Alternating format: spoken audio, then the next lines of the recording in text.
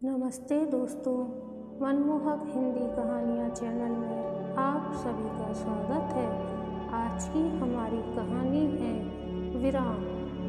लंबी स्याह रात, किले के प्राचीरों से ऊंची और न खत्म होने वाली चढ़ाई, कहीं कोई और छोर दिखाई ही नहीं देता है।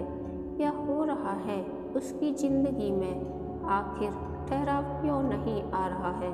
समुद्र में लहरें मानो लगातार उठापटक कर रही हैं। उसे जिस शांत नदी की तलाश थी, वह तो जैसे किसी रेगिस्तानी रेत में जाकर कहीं समा गई है। रात दिन, बरस दर बरस निरुद्देश्य से यूं ही सरकते जा रहे हैं।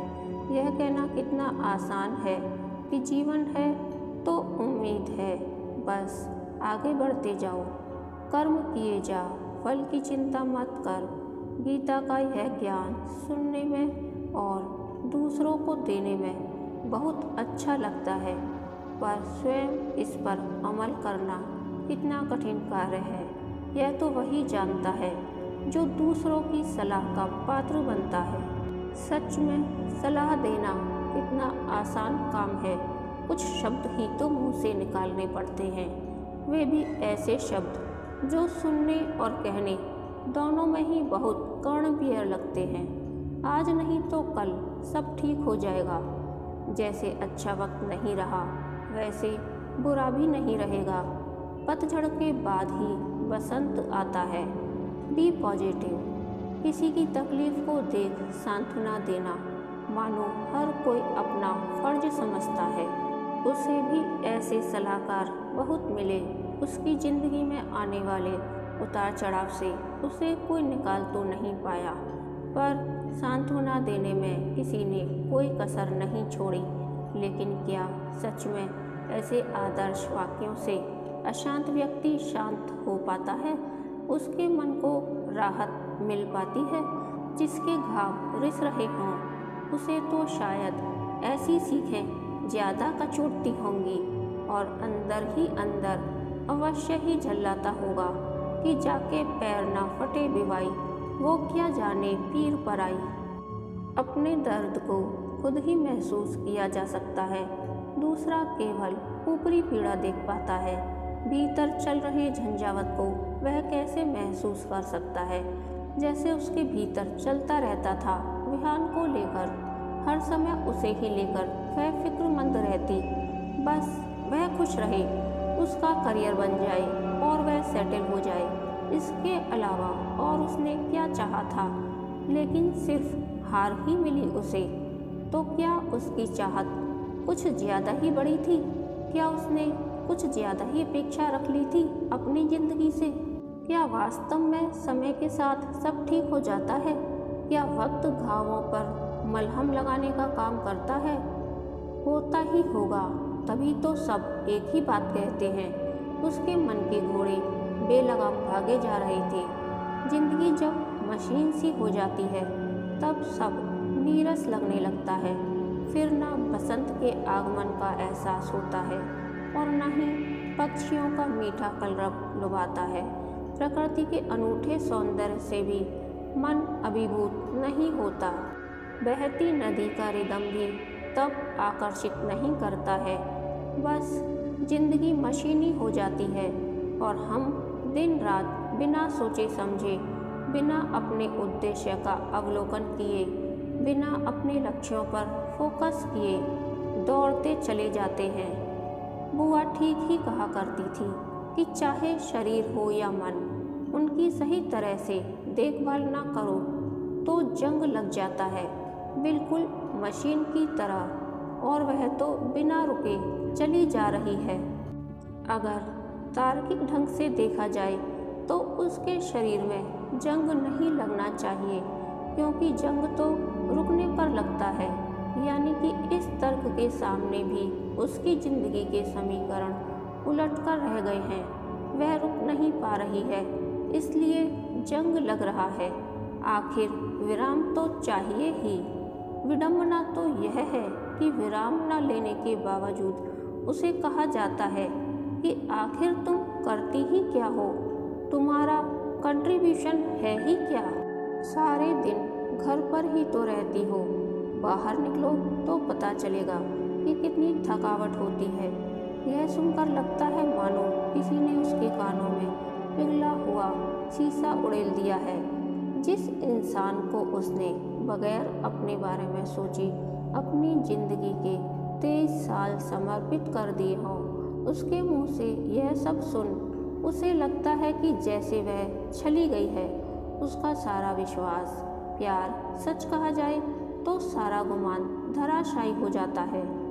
इस इंसान के साथ 7 फेरे लेकर जब उसने अपनी एक नई दुनिया बसाई थी तो उसी पल उस पर आंख मूंद कर विश्वास कर लिया था। वह जैसा जैसा कहता गया वह करती गई। सवाल उसके मन में उठते थे। बहुत बार विरोध करने की इच्छा भी बलवती हुई, लेकिन तब तक उनके बीच विहान आ गया। पति कौशल से 2 बोल प्यार के सुनने को तरसते उसके कान और कुछ सम्मान की आशा में हर बार सपने संजोती उसकी उम्मीदें जब लगातार उसे धोखा देने लगी तो उसका केंद्र बिंदु बन गया उसका बेटा विहान। बस इसी कोशिश में वह कौशल का टॉर्चर और ब्लैकमेलिंग एटीट्यूड सहती रही कि उसे विहान को एक अच्छा इंसान बनाना है। उसे कौशल की स्वार्थी सोच और पैसे को ही सबसे बड़ा रिश्ता मानने के अहंकार से दूर रखने की एक जिद सी आ गई। तुम्हें अपने पापा जैसा नहीं बनना है। विहान जब छोटा था तो वह उसे अक्सर कहती। छोटा था तो विहान उससे ही चिपका रहता, कौशल से बचता, लेकिन कौशल के मैनिपुलेशन से वह उसे कहाँ बचा पाई थी। कौशल जान गए थे कि उसे बस में करना है तो विहान को अपनी मुट्ठी में करना होगा, क्योंकि जैसे राजकुमारी की जान तोते में बसती थी, उसकी माँ की जान भी उसमें बसती है। विहान को एक सुखद भविष्य देने के जुनून में वह जाने अनजाने उसके प्रति कठोर होती गई। डिसिप्लिन में रहने और सिस्टमेटिक बनने का पाठ पढ़ाते पढ़ाते वह कई बार उसके प्रति बहुत कटु भी हो जाती। बस यही भय उसे सताता रहता कि कहीं विहान भी अपने पापा जैसा न बन जाए, जिसे ज़िंदगी में एक सिस्टम को ना फॉलो करना और बीवी की बात बात में खिल्ली उड़ाना आत्मसंतुष्टि देता हो, जिसके लिए बीवी का मतलब खाना बनाने वाली मेड से ज़्यादा कुछ ना हो। जब खाए उससे पहले ही सब्जी छोंकी जाए और गरम गरम रोटियां सर्व की जाएं। पहले बनाकर रखने का मतलब है कि तुम आलसी हो, तुम्हें कुछ नहीं आता। जैसे सुपीरियरिटी कॉम्प्लेक्स इंसान को भ्रमित जीवन जीने को मजबूर करता है, वैसे ही इंफीरियरिटी कॉम्प्लेक्स भी इंसान को उलझाए रखता है। फ़र्क इतना है कि सुपीरियरिटी कॉम्प्लेक्स में इंसान अपने को बेहतर साबित करने के प्रयास में दूसरों को हीन दिखाने की कोशिश में लगा रहता है, जबकि इंफीरियरिटी कॉम्प्लेक्स में इंसान अपनी हीनता छिपाने के लिए दूसरे को कमतर दिखाने की कोशिश में लगा रहता है। जब कोई भय जुनून बन जाता है तो शायद उसका चेहरा ही बदल जाता है, उसका असर नकारात्मक भी हो सकता है। तब यह बात कहाँ सूझती है, लेकिन उसके साथ ऐसा ही हुआ। वह तो बिना विराम लिए अपने जुनून के साथ आगे बढ़ रही थी, घर गृहस्थी को संभालते हुए हर संभव कोशिश के साथ कि चलो एक दिन तो सब ठीक हो जाएगा। पर कौशल के इंफीरियरिटी कॉम्प्लेक्स ने उसे डिवाइड एंड रूल करने को उकसाया। वह विहान को सलीके से जीने का पाठ पढ़ाती, उसे व्यवस्थित रहने और पढ़ाई में ध्यान लगाने को कहती, तो दूसरी ओर कौशल विहान से कहता, मस्त रहा कर, ज़्यादा करीने से चीज़ों को रखकर क्या हो जाएगा। रही बात पढ़ने की, तो अपने को परेशान करने की आवश्यकता नहीं है। कहीं कुछ नहीं बन पाया या नौकरी नहीं मिली तो भी क्या फिक्र है, मेरा बिजनेस तो है ना, पापा बेटे मिलकर संभाल लेंगे। तब वह चीख पड़ती, कौशल वह इंजीनियर बनना चाहता है, उसे बचपन से ही शौक है। देखा नहीं कैसे हमेशा पेचकस और बाकी के टूल्स लिए घूमता रहता है। उसे उसके लक्ष्य से भटकाओ नहीं। मैं नहीं चाहती कि वह तुम्हारी तरह बिजनेस करे। उसे IIT की तैयारी करने दो। तुम कितनी क्रूर हो, बहुत अत्याचार करती हो उस पर। हर समय पढ़ने के लिए कहना क्या अच्छी बात है? जा बेटा, तू कंप्यूटर पर गेम खेल जाकर। विहान को वह इस तरह समय बर्बाद करने से रोकती तो पहले तो वह मान जाता था, पर धीरे धीरे कौशल की शह पाकर वह विद्रोही होने लगा। क्या प्रॉब्लम है आपकी? हमेशा मेरे पीछे पड़ी रहती हो। 4 किताबें क्या पढ़ ली आप खुद को महान समझने लगी हो? आप बहुत बुरी माँ हो, हमेशा डांटती और टोकती रहती हो। पापा कितने अच्छे हैं, कभी कुछ नहीं कहते।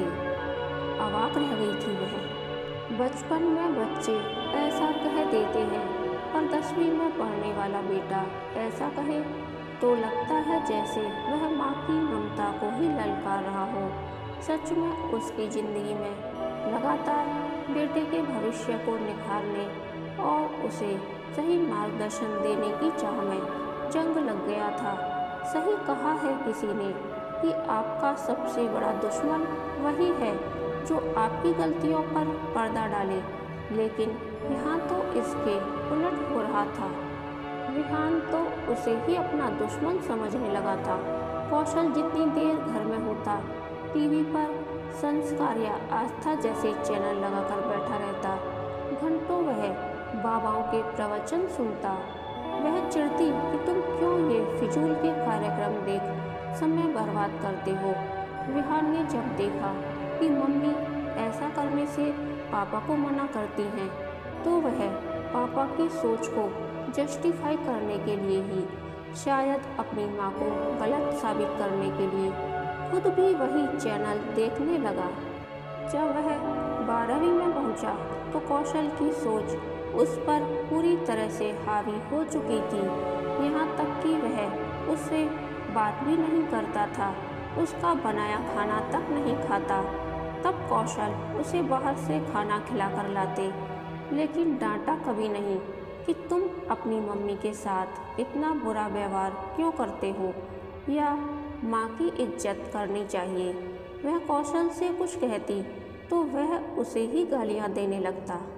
विहान भी जब तब उसे गालियाँ देने लगा तो उसे महसूस हुआ कि सच में निरंतर अपने बेटे के लिए भागती उसकी ज़िंदगी मानो जंग खा गई है। विराम तो लगाना ही होगा, वरना विहान की ज़िंदगी को कोई राह नहीं मिल पाएगी। उसने विहान को कुछ भी कहना या टोकना छोड़ दिया। जब वह उसकी बात नहीं मानता तो यही सही वही दिल पर पत्थर रखकर उससे विमुख हो जाएगी। पापा की राह चलना है तो ठीक है। बची हुई डोर भी हाथ से छूटते ही विहान के तो जैसे पर निकल आए। वह बिल्कुल बेकाबू हो गया। पढ़ाई लिखाई सब ताक पर रख दी।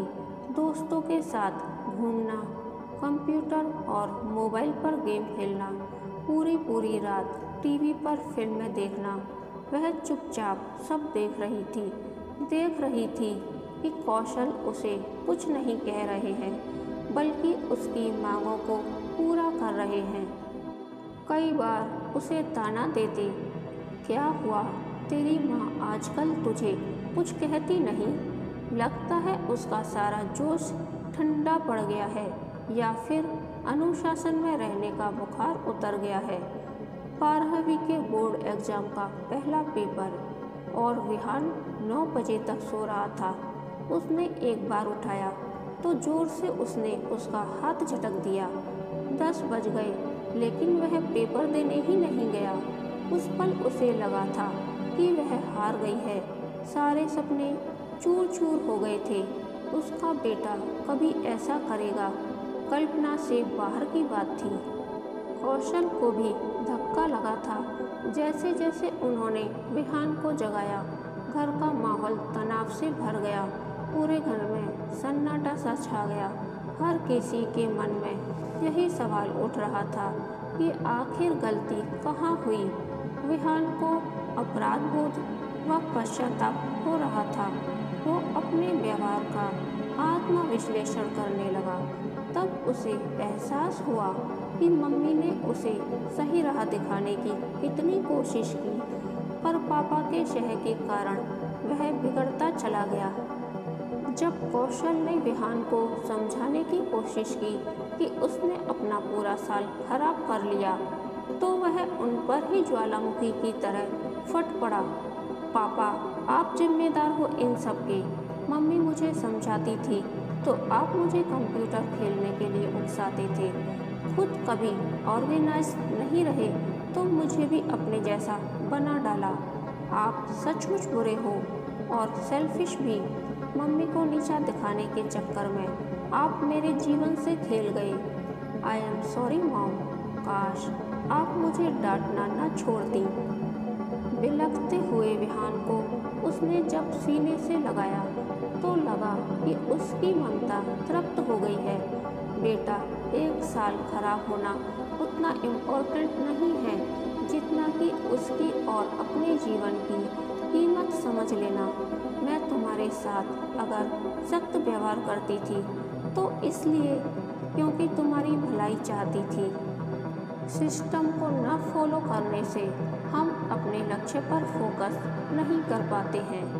सही ही कहते हैं लोग कि पतझड़ के बाद ही बसंत आता है, लेकिन वह भी एक बात कहना चाहती है कि कभी कभी जिंदगी को जंग लगने से बचाने के लिए विराम देना भी आवश्यक है। कहानी के अंत तक बने रहने के लिए धन्यवाद। यह कहानी